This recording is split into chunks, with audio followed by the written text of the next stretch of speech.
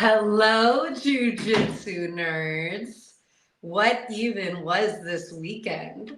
I am so happy to talk to you guys. Hello, this is my diehard guy. He is always here, ready to go.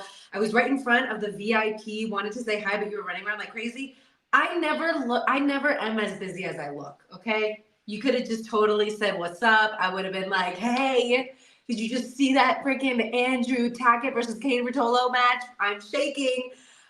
What a freaking event, y'all. I hope you guys loved it, enjoyed it. Shout out to the best social media manager, Rodrigo. He has been helping me out so much because it has been super hard trying to keep up with everything CJI and also keep you guys updated with everything on social.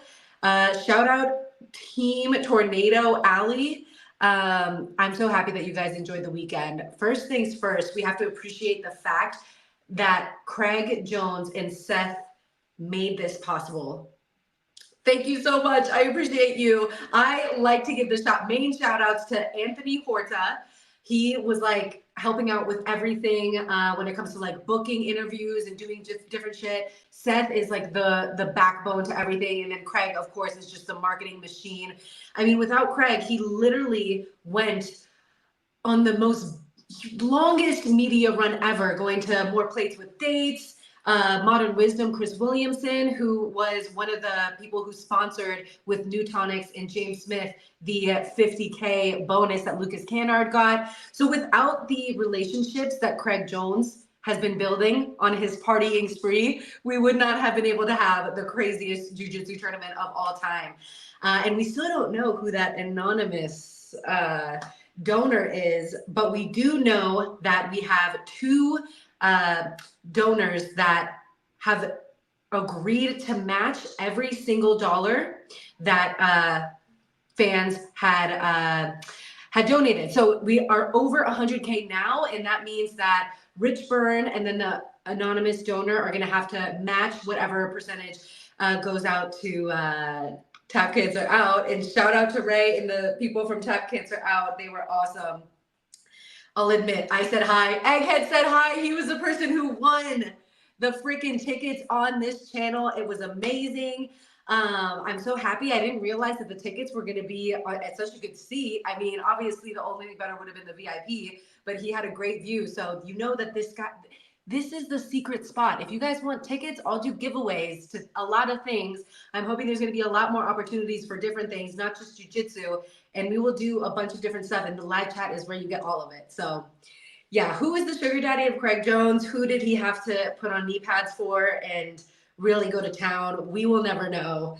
That's very exciting and very cool for that support. Yes, the jiu-jitsu nerds of the world are amazing. I think at some point we will have Josh Palmer, who was a commentator for this past weekend, join in. But we had a lot of hype. Like you guys saw TMZ. We're talking about the Craig Jones versus Gabby fight.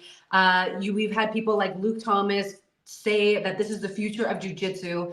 Luke Thomas was one of the first people that I worked for when I first got into the MMA industry, and I'm so grateful for working with him because I really feel like his style is part of my journalistic roots. And the way he just talks about shit, I'm just like, yes, you rock, Luke. So let's listen to what he had to say after CJI, the inaugural CJI. Jones just changed jiu-jitsu? He might have. He might have just changed the sport of jiu-jitsu. Now, I don't know. It's too early to tell. But that conversation is relevant. That idea, that talking point at a bare minimum is on the table of things. The big story about all of this is CJI did not feel like a cheap clone of ADCC or even a somewhat different alternative to it. CJI felt like the future of jiu-jitsu. CJI, to me, felt like the next evolution in submission grappling pro events. It felt to me like, I don't know if this was big enough to necessarily get picked up on network television, but if anything is, it's CJI. So yeah, that's coming from Luke Thomas, who is a very established MMA reporter that has been giving a lot of attention to the jiu-jitsu grappling world, but specifically the drama that we've been seeing in this fight for grappler pay. And so the fact that he was the one that said he was skeptical about CJI being able to put on an event like that, in the time span that we did, like even I was a little bit worried. I was like, are we going to be able to really make everything look as good as we wanted to? I remember in our rehearsals when I saw the graphics come up for the first time, I was like, I cannot believe it looks this good. Like, I think even people on the team were surprised that it looked as amazing as it did. So shout out to Todd Ferrante, Emmy award-winning producer and show producer, and then also Eddie. He was someone that helped out with Metamoris back in the day, so we brought him on. So we had a bunch of OG jiu-jitsu fanatics and also high-level producers that helped put on the most crazy event of all time. And now I see in the waiting room our commentator, Josh Palmer. Also, you can find him on Karate Combat. So, hello, Josh. Hey, Alex, how you doing? I'm doing so good. I feel like this is the first time I've ever had you on my channel. I saw you go on Fight Bananas, so now you're really just owning it. Oh yeah, no, I mean I remember when you started your channel, and I've been like, I've gotta hit Alex up, gotta go chat to her about something, and now we have something super freaking cool to talk about. I mean, you and I would always nerd out about jiu-jitsu stuff, even when we were working Karate Combat events. And I think both of us were somewhat surprised that Craig was able to pull off getting the alley because of such the trademark that Karate Combat has with the pit. But man, did it pay dividends, especially with that Andrew Tackett versus Cade match. Yeah, I think we were all just, a lot of people in the community didn't know what to expect from this event, right? Like production wise, they're like, what's it going to look like? They don't have a whole lot to compare it to. They know he's working on more of a shoestring budget. What could he possibly pull off? Of course, you and I both know behind the scenes who was going to be doing the production. So we knew it was probably going to be we knew it was going to be great. We didn't probably know we were going to get the end result that we did. And from Rodrigo, the pit, aka the alley, since it's not exactly the pit, the rules and scoring, the commentary, and the production was tremendous. The only negatives that I've seen so far with CJI was a little bit of confusion with the rules. I think the first time that we saw a little bit of confusion was when we had the Adam Bradley versus Pat Downey match in the quarterfinals of day one. I think people were a little bit surprised that Pat Downey maybe didn't get the nod his way since he was the one kind of pushing forward. But what was your take on that situation and how the things should have went? So, I mean, here's the thing, right? So many people are used to the top player is the guy who automatically is going to get the decision most of the time, right? The crossover crowd from MMA, that's 100% the precedent in MMA, right? If you're the guy on top or girl, you're probably the one dictating the action. Obviously, our rules are a little bit more geared towards who's actually being offensive. And of course, the whole point of jiu-jitsu, you can be offensive off your back.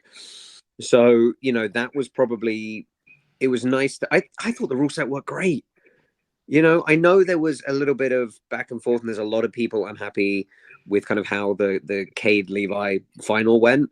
But I thought in general it worked really well. You had people winning rounds off their back, which as a jiu-jitsu guy is kind of what you want to see, right?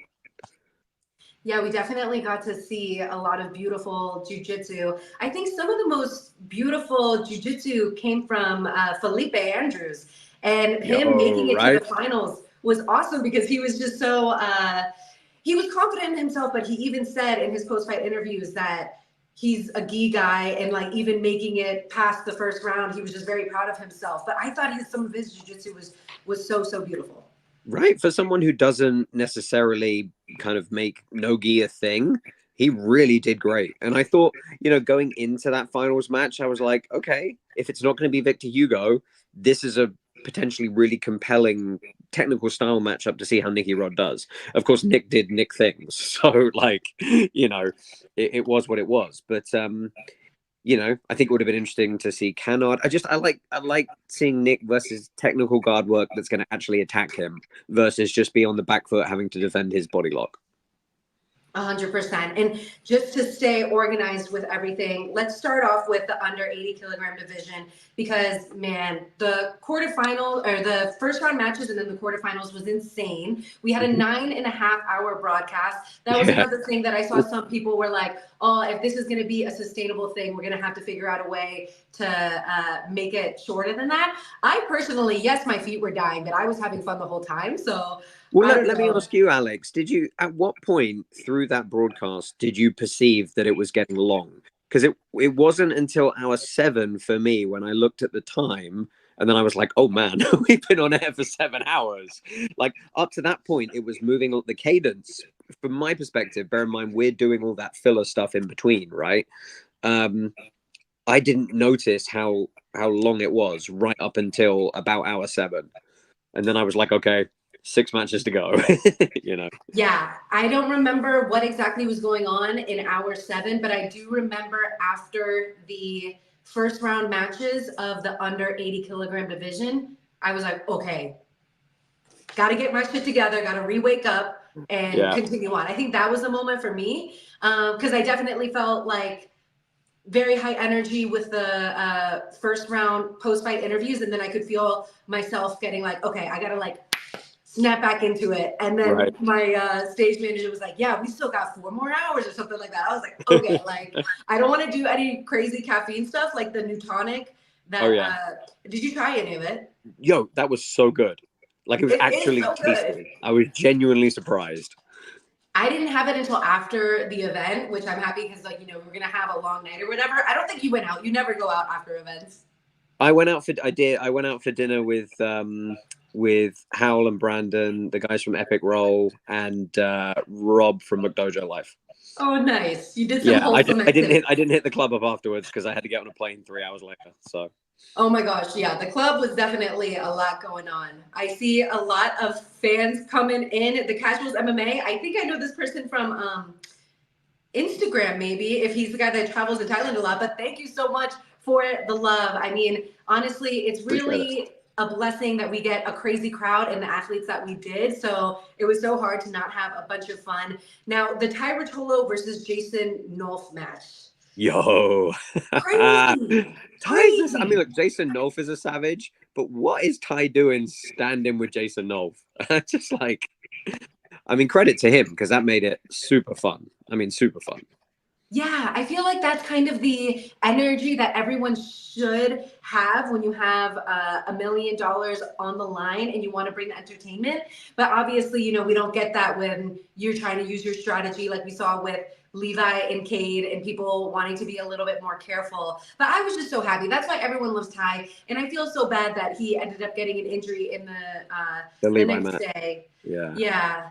But that the first round was definitely highlights, and then we go straight I mean, into that freaking position he had North Court in at the end I don't even with know what to call that. the reverse triangle with the flipping, bent leg as well. I just, it was, yeah, and that was right in front of the commentary position as well. So we were on our feet, we were screaming. It was great. It really set the tone for a lot of stuff. It was amazing. It was giving me like the Boston Crab vibes, though, the way his back was going. I was like, oh my God, I'd be done. But I saw in a post-fight media clip that Nolf talked about, he addressed Ty Rotolo saying that he was greasing. And he also, Right, yeah, he also mentioned that like, oh, I can't tap to that position that he was stuck in with the reverse triangle and his spine getting back because he's like, that would be such a wussy thing to do. But he did talk about how Ty mentioned that he was greasing and that he said yes, but he misunderstood the question. Like they were in the heat of the right, moment and he said something like, oh, you do that with your knees? Or that's what Jason Nolf heard. right. And he said, yeah, I shave my knees or something like that. And Ty thought he said, yes, I'm greasing. So Jason Nolf, he didn't grease. He seems like he plays by the books, but he did shave his legs. Okay, didn't notice, but okay. Does shaving your legs help with like leg locks? It helps with friction, right? Yeah. Like no, it genuinely does. Like it's why a lot of wrestlers shave their chests, that sort of stuff. Not my personal preference, but you do you. At least we know that it's not greasing. He established that. It was big in the thumbnails because we know how much people will start talking once you have the grease stories come out, especially in the jiu-jitsu community. But man, then we moved on to Roberto Jimenez versus Levi Jones Leary, who I'm not gonna lie, I had Roberto being a big favorite. I texted Craig, I was like, do you really think that Roberto Jimenez's leg lock defense game and leg lock game in general is still that much of a weakness? And I'm not going to say what Craig said, but as we saw with Levi, It was. Levi's super creative. It's a different sort of entry than Roberto's probably felt from a lot of people. And Roberto's one of those people, right? He's the only person in the world who has beaten both Ruotolo brothers, right? So if he's on form, you can't write him off ever. Um, so that made it all the more, I mean, there's a reason that submission was one of our early contenders for that 50 grand bonus, right? Yes, it was definitely very quick too. I definitely have no argument of Lucas Cannard getting it because it was such an upset against Victor Hugo. But my usual co-host Matt Scaff mentioned the sub against Joseph Chen from the Hulk. Yeah, that was such a close second. Ultimately it was between those two. And the Barbosa one was exaggerated or accentuated by two things, right? It was such a rare submission, that Sean Roberts knee crush that he made famous during the brown belt Kumite, and then the fact that he was losing that match, right? And it was in the last minute. On any normal card, that would have got it hands down. But then you had this guy who, let's face it, is completely unknown, going in against who is arguably the top seed alongside Nicky Rod, and just like putting him lights out with a clean technique. And it was kind of the gravitas of that situation that swayed us in the booth for our vote.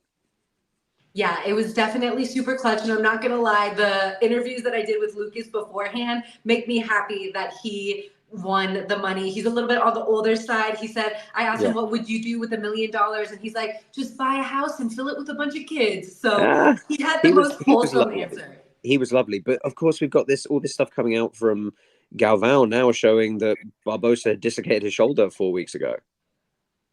Have you seen this? No. Oh yeah, so Andre Galvão has put out training room footage from Barbosa lying on the mat with a dislocated shoulder, and they're trying to reset it, and this is like 4 weeks ago. And they kept it a secret, for obvious reasons. Yeah, because he's like, I'm not fighting for $1 million, and now I know that is even more ridiculous. So Dude, out of all the people too, Lucas, I was really rooting for because you saw in the pre-fight interviews, he had his kids with him for this training camp. It was so stressful because, kids are just high energy. You're trying to focus on your training camp. And he had his mom fly in from Brazil, help him out. And then the kids come into the alley. And I'm like, this is the best moment ever. Yeah, that was great. I love it. I love it so much. Harps over here, our diehard fan, he said, I called Levi in the finals in one of your broadcasts. We're going to have to go back and check those receipts. If you did, you are very good at making predictions because not a lot of people thought that Levi was going to be in. Like, we had a bunch of different dark horses, some of them being Joseph Chen, Mateus Denise, Andrew Tackett, because he wasn't, put into the top 4. But yeah, Levi really shocked the world, and he's just such an entertaining person. I felt bad when everyone was booing him, but let's continue on with the first rounders. Andy Varela versus Joseph Chen. This was the only first round match I was bummed that came out of the lottery because we had just seen it.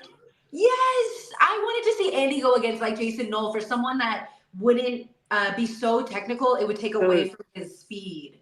So my feeling with that one, being as it was a rematch, was that the round system would not favor Joe Chen at all versus someone like Andy Varela. I was under the impression the round system would give Varela a big advantage, and Joe Chen just basically made it look like I didn't know what I was talking about.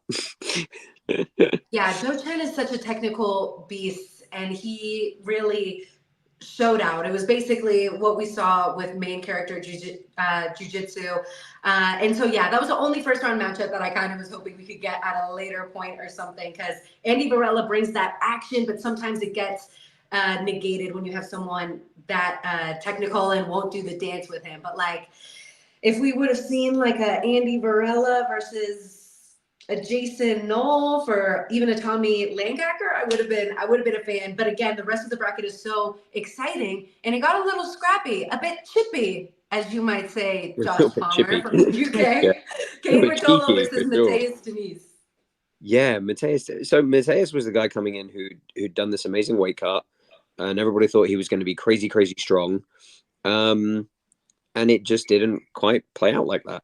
Mateus is always a gamer. Mateus is the guy who I was like, he's so good at playing to the rules and the point system that's being enforced. Like we saw it at ADCC, right? He's so good at just being able to shut people down and score when he needs to score.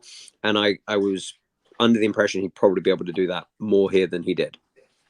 Yeah, I definitely thought it was going to go a little bit better for Mateus, but then I saw that the first round matchup was against Cade, and I was like, dang, that's tough. Yeah. Mateus was one of the first people that I interviewed in general before the CJI buildup, and I was so surprised when he was mentioning that like he hadn't been practicing on the slanted walls. You know, he kind of had the attitude of like jujitsu is jujitsu.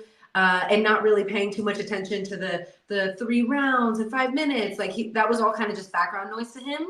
And Yeah. I think that the submission that Cade had, it happened kind of close to the pit walls. On the pit wall. Yeah, pretty much.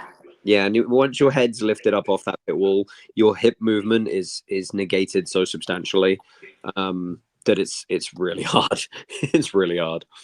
Yeah, and Cade ended up getting it done. I didn't see the original club from Mateus in person, and then I saw it on rewatch, and I think Cade was just like so feeling it with the energy that he wanted to throw some hands. Right. Yeah, that was. I guess you forgot that happened. That was bananas. Yeah, I mean that's a case where you would be like, I'm surprised he didn't get a point taken away. Quite possibly. What did you guys think of Cade and Mateus? Sorry, usually I have a producer asking these questions in the chat, but today we're a one person producer jam.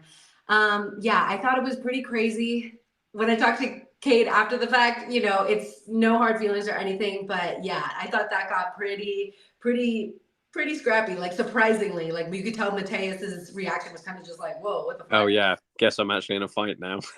Yeah. But still really hard fought there. And then we moved on to Renato Canuto versus Tommy Lancaker. This is a rematch that they had in one championship.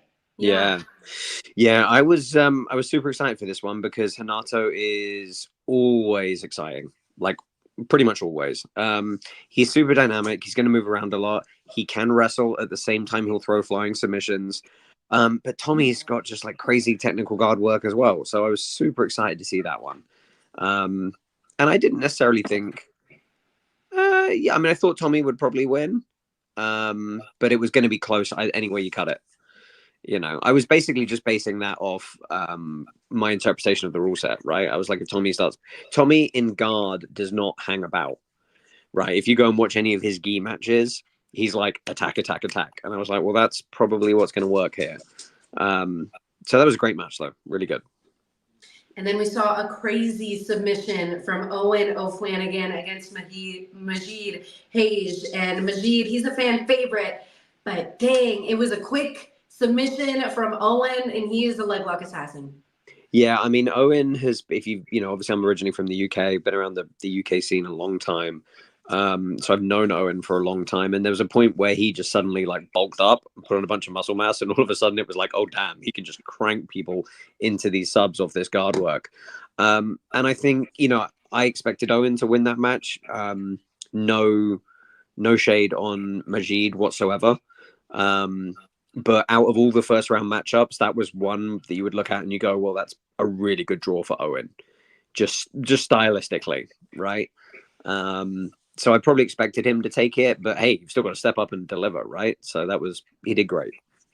Yes, and we have in the group chat Tap Cancer Out, who was a big part of this programming that we did. Their team is so amazing. What's up, Ray? If that's you, it's so awesome to work with them. And all of the donations, we had a few partners like the CEO of Kasai Grappling match every dollar that a CJI fan would donate, along with another anonymous donor. Some people are just like kind out of the kindness of their heart. Right? They don't want any of the credit for it. Have money. Yeah, I'm like on a personal level, I'm dying to see how much money we've given them. We've donated to them. I really hope it's a substantial amount. I'm thinking if I'm around, they got an event in Philly November 7th, I might have to jump in and compete in that one. So we'll see. We need to see some Josh Palmer in action again. Been a while. Love it. Shout out Tap Cancer Out. And then, of course, Craig and Seth want me to let you guys know that you can still donate to the Fair Fight Foundation. Obviously, we want there to be a CJI too. I think there is over 100K so far in donations.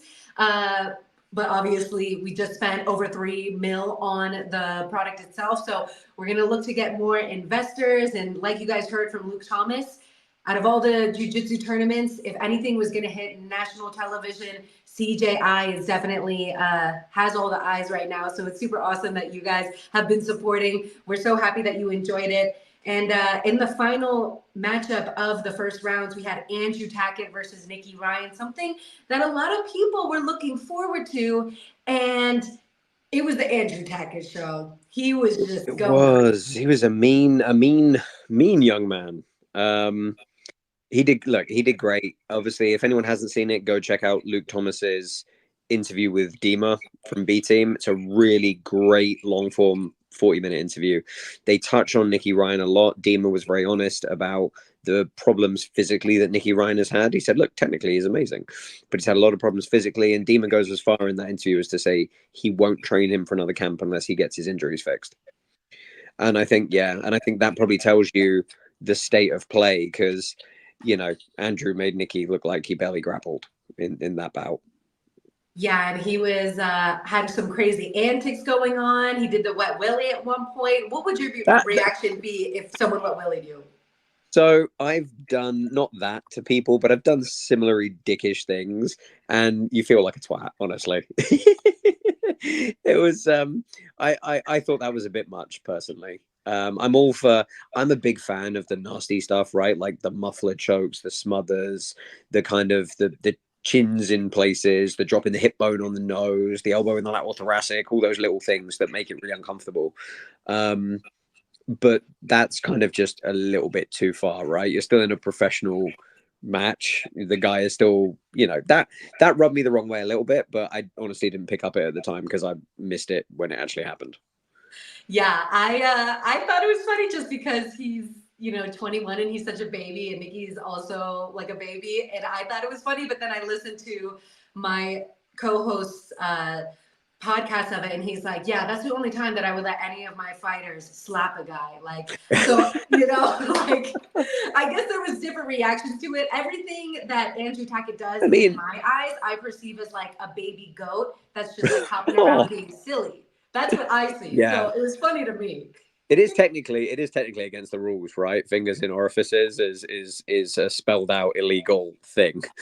So I mean, I get they're messing around. That's fair. It's So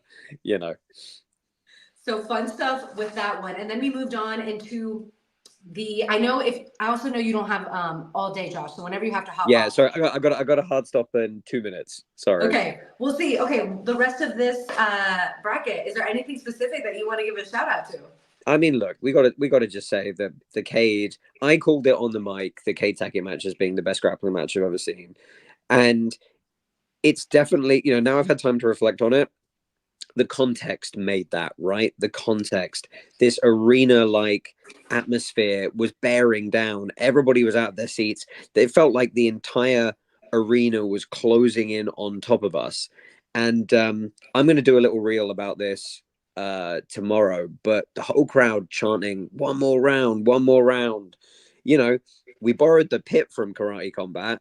Why don't we borrow the extra round that Karate Combat does, right? We don't have draws or split decisions in Karate Combat. We go to a sudden death extra round.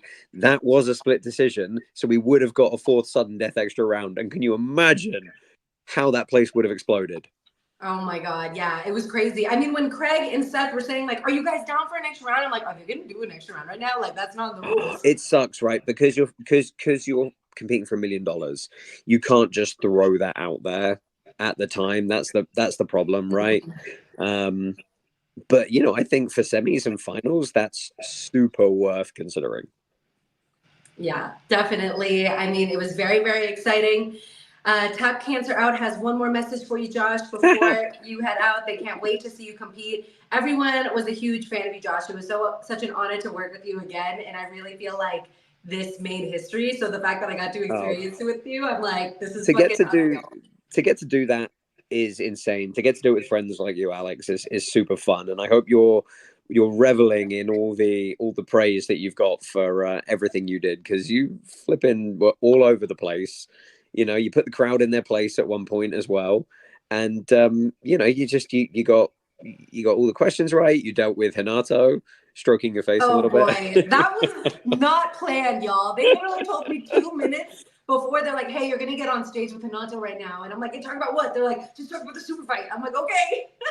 Yeah, I mean, I don't know what it would have been like to be up there with a stick mic standing next to him, because obviously I had him in the booth at one point and had to interview him, and I just didn't really have because I'm not a particularly fast talking person in terms of wit. So like if he started throwing stuff out, I knew I was going to get tongue tied, and I was just like, ah. Obviously, only the people on the broadcast could hear what I was saying, so you had the pressure of all of that. Oh my God, it was so fun. I'm so happy we experienced together. Cheers to you, and tell Bree that I say hello. I miss her very much. She's sitting right there, so she heard you. Hello. We Okay, can't thanks, wait to Alex. see you guys at the next one. Talk to you Oh yeah, soon. I'll catch up with you soon. Bye. That was your commentator, Josh Palmer. You can catch him on the Karate Combat broadcast as well. He is also an architect for his day job, but he just happens to take on some random events because he is the most wonderful person to listen to. I really enjoy his jiu-jitsu commentary. So yeah, that was Josh. He was amazing. Also, I want to respond to one of these comments because this person might not realize I was the announcer. Guys, some of the moments in that I was speaking, I saw a comment on Reddit that was like, yeah, I loved how that announcer was like really sticking it to ADCC. I was not intentionally doing any of that. Some of it literally just came out like word vomit. Because if I could show you guys my notes of what I was going to say for what hits and all this, and then when the crowd was around, I think it's a little bit different when you are doing a broadcast hit and when you're doing in-venue hosting. And sometimes when you're doing the in-venue hosting and you're trying to get the crowd hype, you say more than you mean to get them hype. So yeah, there were definitely a few moments where I threw some shade about, ADCC pay or, different things. And I was just like, wow, I guess that was just genuine word vomit of like the buildup to this, because I totally did not mean to come off unprofessional in certain times. Like, I think after the Ty Rotolo versus Jason Nolf match, I was like, we literally all feel like we're on drugs right now. Like, that was amazing. I'm like, did I really just say that? Yeah, I did, because that's how I feel. So it's on YouTube. We're all having fun, but I definitely know if we're going to try to take this to national TV and the professional level, we're going to have to cut some of the stuff with, Hanato cussing, me dropping F-bombs. So I'm happy for that some of you guys had some patience with me on those moments, because there were definitely some unhinged moments. And it was crazy. So what else do we have to talk about? ADCC pays UFC fighters great. I am not aware of all those type of payments. I know that there was some good under the table money that some ADCC characters got, but I think the biggest win was that every competitor for ADCC got show money. I don't know if it was raised from $2,500, but remember that the whole purpose of CJI was to just put a little bit of competition and put a little bit of pressure on a promotion that has been at the top, looked at as the most prestigious, and give them a little pressure. Like, yes, there was some obscene trolling at times, but at the end of the day, I think there's mutual respect between both promotions, that we just had the biggest weekend in jiu-jitsu and everyone won. Like, even though there is still pettiness that happened on the way, it's what needed to happen. Like, all jiu-jitsu fans are satisfied after this past weekend. And if you guys are in this live chat right now, drop me which ADCC matches I should go back and watch. I watched a little bit on Sunday. I watched Adele become absolute champion, but I didn't get to see everything. So if you have a favorite match from ADCC, just know that I will go back and watch them. I am a jiu-jitsu nerd, and this channel is a jiu-jitsu channel and Latina MMA, but it is not strictly CJI. And I think even Craig acknowledged the fact that he is a fan of ADCC. He even ended the CJI broadcast saying something like, oh, I was going to tell you guys that, I'm going to become the new ADCC president, but I think we do it better here. And I agree. I think CJI did it differently, and some might take it as better. I just think that the difference between having all the attention on one mat creates more of a spectacle versus ADCC. They have different mats going on, and there's going to be cheering for one, and then you don't know what to look at. But obviously, you end up having a 9.5 hour broadcast day, which some people might not be down for. But I want to know what your guys' opinion was. Any improvements? Any favorite moments? I'll start looking through these comments now. LOL, they paid John Jones $50K just to show up. Well, that is cool, I guess. Holy shit. Yes, you are right. I had no idea that they put out there that number. You were at an event with Craig Jones. You were definitely professional enough. Yeah, right? I mean, we could have all came out there on some type of stimulant and something, and everything would have been fine. But we kept everything together. That new tonic drink is basically a stimulant. You guys should try it if you ever need to get a bunch of work done. Drink a little sip of that. James Smith and Chris Williamson, they are on to something. Missed the beginning. If you guys have any questions for me, let me know. I know there's probably some new people who are like, who the fuck is this chick? Why is she here? I've been jiu-jitsu nerding for since 2020. My background is in sideline reporting for college sports, but because COVID hit and laid a bunch of people off, I moved from Florida to California and just started going to random gyms and interviewing people that would let me interview them like a freaking weirdo.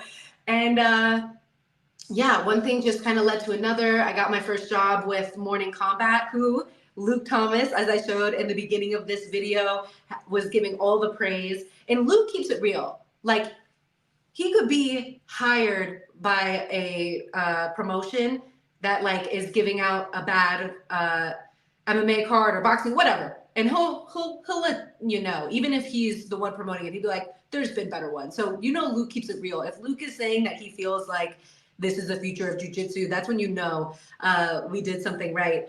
But missed the beginning. How did you get the gig? So I didn't put it in this StreamYard, but I posted it on my story the other day. Basically, I would just do these live chats. And there was one day that a Craig Jones came into the live chat, and he was just like, Alex, are you going to ADCC or CJI?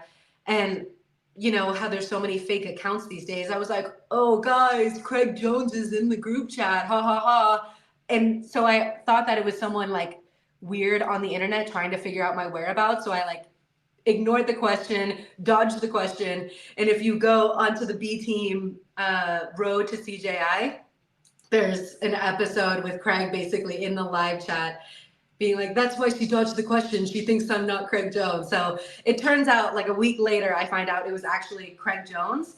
And yeah, I just put a broadcast reel together and hope that they would pick me. And the next thing you know, they needed a sideline reporter, which I was surprised that they were even going to do. I thought they were just going to ask me to do social media stuff. But I'm so happy because broadcasting is my long-term goal. So I feel like this weekend was definitely a good weekend for all that. J-Rod's matches. I heard, so on Saturday, J-Rod comes, and of course I have to say hi. Nicky Rod had Adam Bradley in a triangle. He didn't finish the triangle, but I was like, J-Rod, do you see what's going on right now? What do you think? And he's just all calm, cool, and collected. And I'm like, okay, I really need to calm down in here. But he's like, oh yeah, he's gonna win the Millie. And I'm like, anything else? Just give me something that I can, talk about with your brother when I go in the cage or in the alley. And yeah, he was just like, yeah, no, he's gonna win. I just got done at ADCC, and then I saw that he got a rear naked choke too, and I'm like, oh my gosh. Rodriguez brothers, rear naked chokes, all day, every day. They're just so entertaining to watch, and they're just such genuinely good people. Just genuinely good people. Great job on live broadcast. Thank you guys so much. I appreciate everyone that tuned in. Guys, we literally, I think the day one broadcast is at 2 mil. That's crazy for a submission grappling tournament. I really feel like part of it is the Gabby Garcia versus Craig Jones intergender competition, because I think that got the eyes of the TMZs, the random MMA fans that don't keep up with jiu-jitsu. They're like, what the hell's going on with this? And how about everyone just showing the love to Gabby? Let's send it to this clip, man. This was my favorite moment. I'm super, I want to cry because I see all this. Look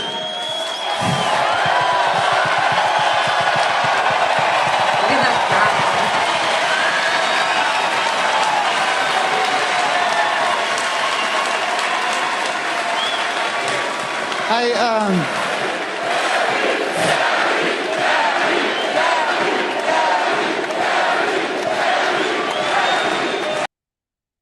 So yeah, I don't know if anyone in this group chat right now was physically in the Thomas and Mack Center when all that was going down, but some crazy, beautiful moments that we got to experience. And Craig and Gabby are just genuinely so cute. When he had her in leg locks, I was like, he's not going to do it. He won't do it. Why don't you move to Vegas? So I'm currently in Vegas, but tomorrow I got a flight. Heading out. It's hot here in Vegas right now. I'm in Vegas a lot. I will be here again for PGF. If you guys are Professional Grappling Federation fans, I would definitely say it's one of the only other jiu-jitsu tournaments that I feel like keeps up with the entertainment factor like CJI. I'm also a big EBI Overtime fan as well.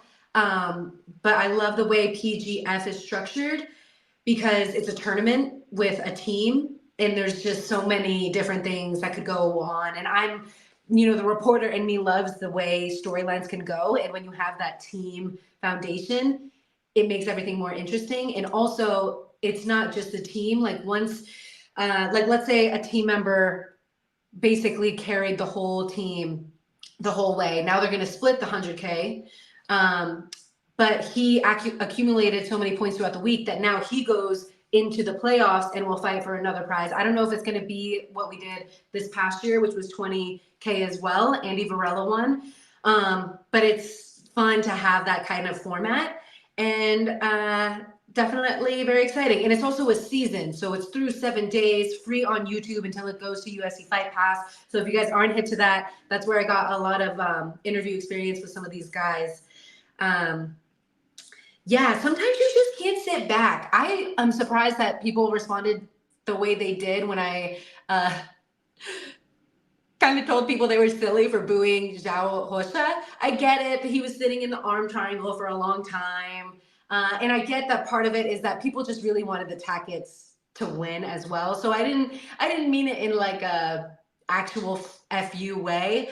But I just felt bad because Zhao is just so sweet. Like I literally just wanted to hug him and be like, you were the sweetest person ever. Like out of all the people I've interviewed, he was definitely one of the sweetest in the pre-fight interview. So I had to say something, but I think someone left a comment. The Tackets basically saved CJI, definitely made it very interesting, but the Ritolos.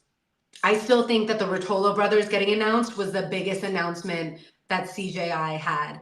But I do think that the Tackets being the first was very instrumental to how the rest of the tournament, how the rest of the tournament news was perceived. Because imagine if they had just said that, Nikki Rod and Nikki Ryan are the first two to join CJI. It wouldn't look as cool because it's, two B team guys, but you have two all-stars in Andrew Tackett and William Tackett, very, very likable, very neutral when it comes to some of the drama that we've seen in the jiu-jitsu community, which, guys, I knew that there were some crazy things that happened in jiu-jitsu, and I know that those Reddits can get a little crazy, and sometimes you don't know what's true and what's not. But after this weekend, I'm kind of like, damn, it's crazy that a lot of things that I was literally like, no, that can't be true. Like, no. And then knowing that it's true. So I just, as someone in this community, I cannot believe that there's such negative energy and horrible things that can happen within a community. And I just think it's so important that we embrace the times where we're at a good point and to really be aware that there are people out there that let things go unspoken about, or just let things go on a radar, or support certain people that they know are capable of like really horrible things. And that was all news to me. So if it was news to me, I'm sure that there are people out there that also didn't really believe all the rumors out there, because like, you know, you don't want to judge a book by what other people say automatically. Like you kind of want to see the evidence, or know from a trusted source that things are true, versus like just believing everything you hear on the internet. But I was definitely appalled when I found out some certain things within the jiu-jitsu community were true. And I don't want to make this like a negative talk, so we can talk about the positives of everything, but I'm just happy for all the good people we have in this sport. And I'm happy that we are kind of putting on a pedestal Craig Jones, who is genuinely a good person and who actually cares about the well-being of everyone in the sport and getting them paid. And if you haven't seen the Stuart Cooper film of Craig Jones on a come up, and him talking about just being broke and how he would feel so good about making some money from a tournament and being able to travel, and he still has like a higher pitched voice. I'm like, Craig, your voice, it's so much higher than it was before you really started roiding up. I'm just kidding. But, oh, not about the roids, but his voice is lower now. So yeah, if you watched about him, you will love everything that he gives. Obviously, you see so much of his personality already, but it is crazy. So half of the people on Reddit BJJ have an IQ of a houseplant. That's why I tried not to go on. People sent me Reddit threads that started like with my name in it, and I was like, they're saying positive things. I'm like, okay, well, good to know. I don't want to know the rest. All right, let's see if there's anything else I wanted to point out. Oh, I also wanted to point out one of the moments with Fionn Davis. Guys, how about Fionn Davis's performance against Mackenzie Dern? I mean, I think a lot of people felt like Fionn was going to dominate, but I think maybe a lot of MMA fans who aren't super familiar with Fionn might have been like, oh, Mackenzie's the best at jiu-jitsu. So her post-fight interview, basically calling for that women's division. I'm super excited about that. You put on such a performance to back up the fact that women bring the entertainment in jiu-jitsu. How does it feel? Thank you. No, it's amazing, and I really think we need a women's division in this. It's an amazing show. I'm really happy to be here, but the women are being left out time and time again. It's time for that to end, and I think we should bring a women's division next time. We would love to see that. We love you, Fionn. Congratulations on that super fight win. Yeah, so another amazing moment. That was the best hug of my life. I see some of you guys saying the Gabby Garcia moment was amazing as well. I feel like we were literally just all there for the Stephan Bonner versus Forrest Griffin fight, and the energy in there. Just seeing that as a community together. Oh, if you didn't make it, I'm gonna punch you in the face. Why weren't you there, bro? It was freaking crazy. I'll pull up for PGF. I don't know about pulling up for CJI again, ever. Gustavo, why? What happened to you? Who hurt you? Also, PGF is one of those events that it's a little bit more private. Like, I'm sure you can find tickets somehow, but it's not like CJI. It's not like a spectacle in terms of having a huge crowd, unless they're changing it for this year. But I know that typically it's a smaller, more intimate crowd of people they invite. And Egghead is the man that knows everything about PGF. The first qualifier for PGF is in Austin this Saturday on BMAX channel. I wish Brandon McCathlin was here right now, because he is the biggest jiu-jitsu nerd of them all. And he did an amazing job on the commentary table. So it was awesome to hang out with him. Got so many signatures in Vegas. Been doing 13 years and get excited every time I get a new signature. Like autographs. I feel like there were so many people in this CJI audience you could have gotten autographs from. I saw Bushesha, I saw Danielle Kelly, I saw Marab, I saw Mighty Mouse, Nate Diaz. Did you get a signature from Nate Diaz though? You might get guillotined and put to sleep. Maybe better not ask him. If the Tackets didn't pull up, there wouldn't have been an event easily. I don't know if I agree with all of that, but they are amazing. They are amazing. Let's see what else is going on. Yes, definitely agree. Um, so funny that you bring that up. I have no comments on that. Fionn is definitely a beast. Yes, she is, and she's the sweetest person ever. I feel so lucky to have gotten an interview with her. Guys, I got new microphones, which I'm not using yet because I was in a rush to get this live chat going. But I know my audio has been shit in some of my interviews. Please forgive me. I've been a one-woman team for a long time, and it's hard to film myself and do stuff and then also invest in the equipment I need.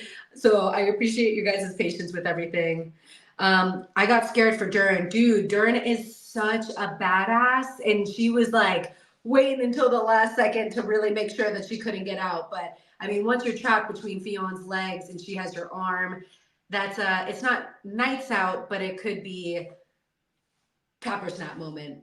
And like when your adrenaline is pumping, sometimes you wait too long, and I'm so happy she didn't because she is a UFC fighter. That is her main source of income. We need her 100% ready to go for her next fight and coming off of a huge win.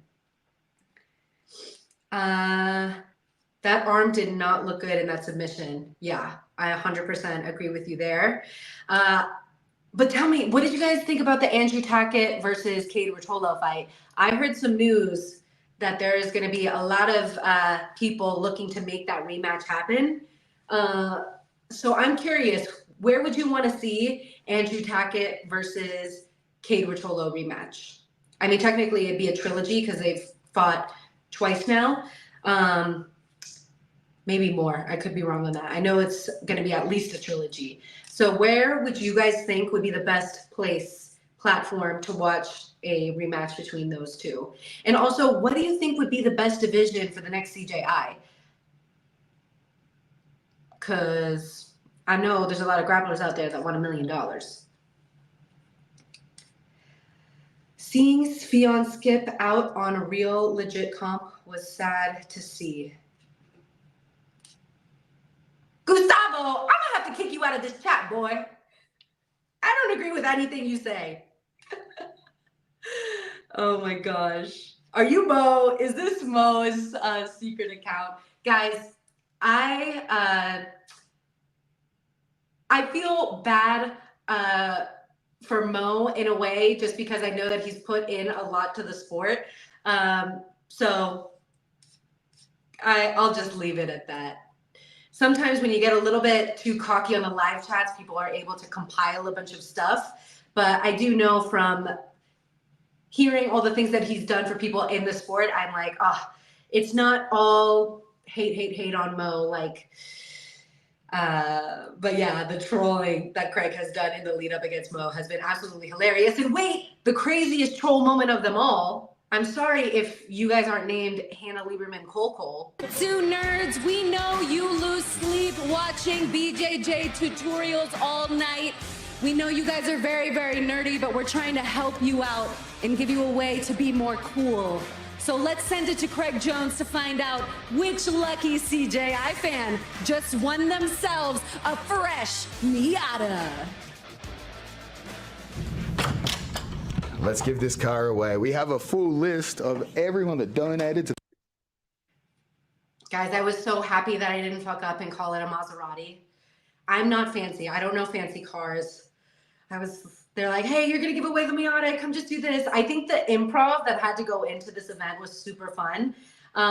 Thank you so much, Nerd Object. I know I definitely wasn't perfect. Oh my gosh, guys, when Lucas Kinard got the win against Victor Hugo, I had locked eyes with Lachlan Giles, and I didn't mean for it to come across as like, Lachlan Giles in your corner. I just meant like, fellow Australian, he's here, he's cheering you on, you just got a nasty leg lock. And so that was the only blatant mistake that it sounded like I made. But yeah, other than that, I just felt like it was so easy to communicate with these guys because, I mean, obviously the adrenaline is pumping really hard after you fight. So it's really hard to navigate that energy. But I feel like because all these guys are so genuine and I don't know, it just felt like everything felt really authentic with everyone, especially Pat Downey, when I was like, Pat, how do you feel about Luke Rockhold kind of joking around a little bit, tapping in Mighty Mouse, and he's like, you would think that he was the one winning, yet I'm the one winning, and he's fucking around, and blah, blah, blah, blah. And then, of course, we brought up the Gordon Ryan thing and got a whole reaction from the crowd. I thought he was going to say something different. So I'm happy that it was like a funny, fuck you, Gordon Ryan, because, people always say, fuck Greg Jones. I'm not saying that's why he said it, but like, I feel like it didn't cross any crazy lines. Like, I thought he was going to say something crazy, and I was going to be like, let me steer the conversation. If it was Seth, he would be threatening to kill us all. Oh my gosh, guys. There's just so much drama that happens in jiu-jitsu. I mean, that Seth Daniels video of him having Brittany Elkin in a triangle and then putting her to sleep when she was trying to tap. Like, I've never met that Seth guy in particular, but you guys are so funny. I fucking love you guys so much. If you guys are still here, I love you so much. Please hit this like button because I would love for this content to get out to people. And hopefully in the next live chat, we could do some type of giveaway, whether it's like, I don't know, what do you guys want? Like a t-shirt or something? I don't know. Let's see. Promise not to be a troll. I just legit am giving my opinion. Well, you do know that Fionn said that the super fight, whoever won the super fight between her and Mackenzie, would set up a great story for whoever won ADCC. Now you have Adele Fornerino, who just double golded. She lost to Fionn at the last ADCC. So that's a potential matchup that we could see. I mean, I'm all for the drama that could go into women's jiu-jitsu. I think that storyline is very, very fun. And yeah, people are talking about seeing the rematch between Andrew Tackett versus Cade Rotolo anywhere with an alley. How about that alley, y'all? I mean, we would not be able to have had the Cade Rotolo Andrew Tackett match without the alley. They would have been reset every 20 seconds. This guy wants one FC or CJI. The only thing about waiting for the next CJI would be it's probably not going to be a full year because I do know that I don't think they want to do it in the summer again because of how hot, it gets here in Vegas. So maybe it'll be before the summer, like in the spring. That would be crazy. And then we'll have more time to prep with everything. Thank you so much, Jay. I appreciate you. If you guys have any questions for me, I know we're already coming close to an hour, so I'll probably wrap this up soon. I am so happy with the way that CJI went. I mean, it couldn't have gone any better, other than maybe the fact that it would have been nice if we could have gotten Andrew Tackett versus Cade in the final. What did you guys think about that finals match? I'm a huge fan of Xanadu. I think he was playing his game, but I think that when it went to 5 rounds, we just weren't getting what we wanted, Yes, everyone definitely wants to see the rematch between those two. But first, we're going to have to watch Mikey Musumeci versus Cade Rotolo on One Championship. So that should be a very entertaining one. Rotolo versus Tackett is an all-time match. But do you guys think it is the best match of all time? Because I feel like it was really, really exciting. I think the only thing that could make it like the best match of all time is if there was a submission. No? Or do you agree that it is the best match of all time? Tackett versus Rotolo match, best match ever. They need a rematch in One or wait until next year's CJI. It'll be on One. You know that One loves to make those very high-profile matches, so... Mo is a piece of shit. Don't feel bad. Okay, I guess I don't feel bad. I retract all my statements about feeling bad for Mo. Oh my gosh. Yeah, the Miyata giveaway. I wish someone in this jiu-jitsu live chat was the winner. Hannah Lieberman, though, she had a good answer. I don't know if it made the broadcast because sometimes I was talking and I was like, I don't know if this is for in-venue or if we're talking to the broadcast right now. But Hannah Lieberman, where's the first place you're going to go? Or were you expecting to come home with a Miyata just by going to this jiu-jitsu event? She was like, I actually had ADCC tickets and I left ADCC and bought tickets for this. And so now I'm here winning a Miyata. I'm like, fuck yeah, good for you, girl. She is going home with a freaking Miata. And I mean, talk about the level of trolling from Craig. Literally got into contact with the guy that won Gordon Ryan's Miata. And okay, so basically, I don't know if everyone knows the backstory, but let me tell you just in case. Gordon Ryan gave away that Miata for anyone that bought his instructional. So if you bought an instructional from Gordon Ryan, you were placed in a raffle and you could potentially win his Miata.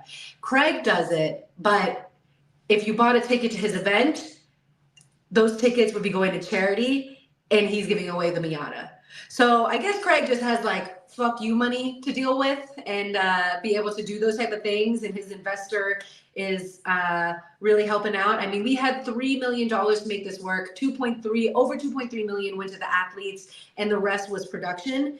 And I don't know if you guys know how much production is, but putting on an event like that with the rest of with 700,000 is not a lot at all, especially for a 2-day event. So the fact that we were able to pull this off, and like I think a lot of people thought that it wasn't going to be that good because it was just on such a short time, and like we had a very tight budget and we just didn't know what we were going to be able to make work. And then I feel like we surprised everyone. No, like, were you guys surprised, or did you guys expect it to be that good? I'm genuinely curious. So, and also, if you guys are here right now, don't forget to smash that like button. Also, I kind of want to know something interesting that you thought about the matchups, or just the production in general. Any improvements? Because we're going to go back and we're going to like try to get this even better for CJI2 next time. Rockhold learned real fast. Dude, Rockhold is so funny. He is just so entertaining to see out and about. I just finished, I wish I had my book here. I just finished reading the book Shamrock about Ken Shamrock and his life being, you know, pro wrestling, MMA, UFC champ, fighting in Pride, and how crazy everyone used to get. And it's real. Like, fighters go hard. Like, this is the first time in my life I've ever seen like the party side for real. Like, I've been to certain events and I go to after parties and I kind of see everything, but like this is the first time I've really like been in it. And I'm just like, y'all are exactly like the movies and the books. Like, this is so entertaining for me. I'm just like probably in the corner on mushrooms watching everyone. And I'm like, you guys are fucking hilarious. I love this shit. Yeah. Cut the semantics. I like that. Cut the semantics. Pat is a funny mother trucker. Holy guacamole. What did you guys think about his match against Adam Bradley? Did you think that he was going to win? I know we talked about it a little bit with Josh Palmer. I know that there's a little bit of confusion sometimes with the way things are scored, but I feel like there wasn't any too crazy of robberies. I think the only one that you could maybe have that debate over would be the Pat Downey match, just because Pat was, you know, on top being the aggressor, and then Adam Bradley got the nod. And then when you look at the Levi fight with Cade, similar situation, except that that time it went to Cade. I think it going to Cade, you know, the ending, I don't know. It's tough. Sometimes the rules, it's hard to know what exactly goes through the judges' minds, but I don't know. Let's see. I have to scroll down. Sorry, guys. I wish I had a producer to help me out with looking through the comments. I was shocked how much better than ADCC it was. So I haven't gone to go back and watch ADCC. I think everyone from the ADCC broadcast that I've seen, though, did so well. Like, I'm such a Kenny Florian fan. Love freaking Jake Watson. He will also be helping out with PGS stuff, too. Like, I don't think there's anyone in the industry that articulates jiu-jitsu technique as well as him. Like, I love his voice. Kenny Florian, obviously very, very good at facilitating the broadcast. I think it would have been better if Kenny had someone with him. I think it could have been like more back and forth. Like right now, the live chat's probably better when I have someone with me, but you guys are just listening to me talk my ass off, so I appreciate that. Thank you so much. I appreciate you. I love you so much. Need a women's division split into 3 days overall instead of 2. I agree with the poster who suggested trimming the broadcast time on individual days. Yeah, 9.5 hours was a long broadcast day.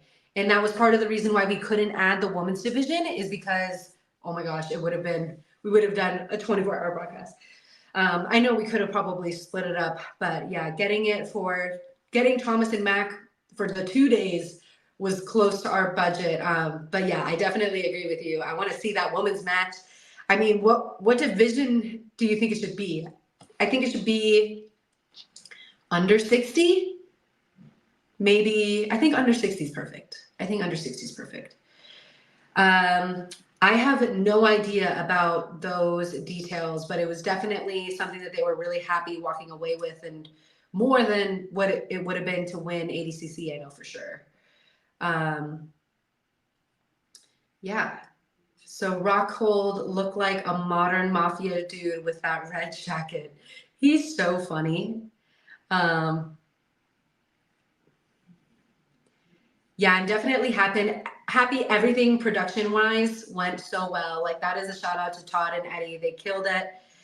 On day one, I remember the ref standing someone up. May have been Levi, because he said you had to have connection before pulling guard, but there was almost no connection first in the end. I do remember at one point something getting separated, and it was kind of confusing, but now I'm blanking on which match that was. The next live chat, I will have more footage and we can like really go in. Yes, production costs are insane. 700K is cheap for a 2-day event, 100%. I mean, all I know is certain broadcasts, like if you see like the Karate Combat pit in all you see with the Karate Combat stuff, that's over $1 million, and that's just for one night. So definitely am super proud with the final product that we were able to do.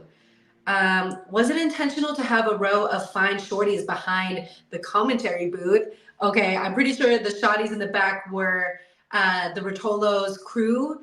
One of them was Cade's sister model. She used to be a jiu-jitsu person as well, and she was literally my favorite person in the crowd. You guys have seen Remember the Titans, right?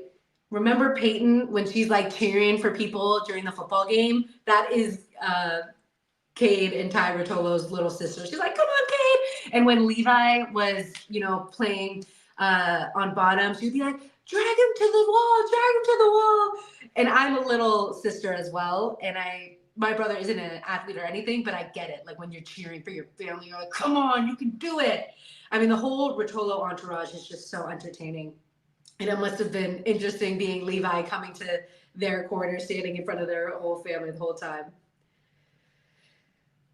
Would have had Craig autograph the hood. Dude, Craig is just the most popular person ever. After the event, you literally heard, like in Nemo, when they're like, oh God, what do they say? They're like, me, or whatever the fucking ducks say in that. It sounded like that. It sounded like, Craig? Can I get a picture with Craig? And I'm like, oh my gosh, I would hate to be you.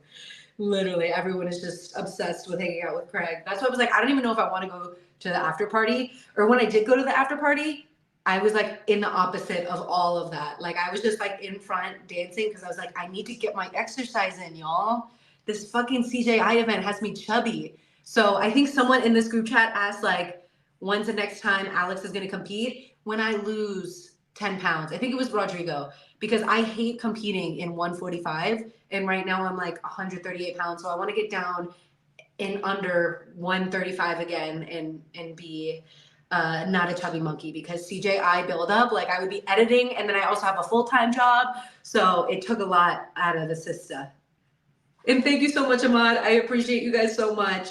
If there's not any other questions for me, I think it is time to wrap up this CJI live chat. I'm so happy we had about between 40 to 70 people on this live chat this whole time. I wish, Craig is too cool to join the live chats now. He's currently in Colombia with all the Colombian mommies, and they're doing some crazy things over there, I'm sure. I was not the computer-generated imagery host. No, that was not me. But CJI, I was. Dude, the event's already over. How are you still saying CGI? Not okay, bro. Not okay. Listen to handsome Kevin Sherrill on Grappling Hour Companion, very good at articulating jiu-jitsu, competitor and coach. Yes, he was also on the PGF. He keeps things spicy. And there's like a bunch of different people. There's just a bunch of different people on the PGF roster and that are going to be added to this next season that are so interesting to watch. If you haven't seen last season, dude, it was fucking insane. Ooh, I need to stop cussing so I don't get demonetized. And also, my social media manager, Rodrigo Paredes, is reminding me to ask you guys to please like, subscribe, and comment your favorite moment or an improvement that we could do for the next Craig Jones Invitational. Your likes help me so much because it helps get this content to other jiu-jitsu nerds out there. And I'm just so grateful for you guys because I feel like this entire weekend was huge for all of us. I don't know if you guys also like to compete or if you guys were just enjoying the event as like this for the spectacle that it was, but I feel like there was a really big shift in energy amongst the community and really a lot of people understanding that they deserve to be treated the way that they deserve. You know, it's just the athlete compensation, it's the show of it all, and it's being put on by people who really have a genuine heart with Seth and Craig and the team that they have gotten together. So I'm just so happy. I'm so lucky to have gotten to work with them and to have met all of you guys. So if you guys ever see me out at a jiu-jitsu competition, say what's up, and I'll see you guys at the next live stream. Love you all.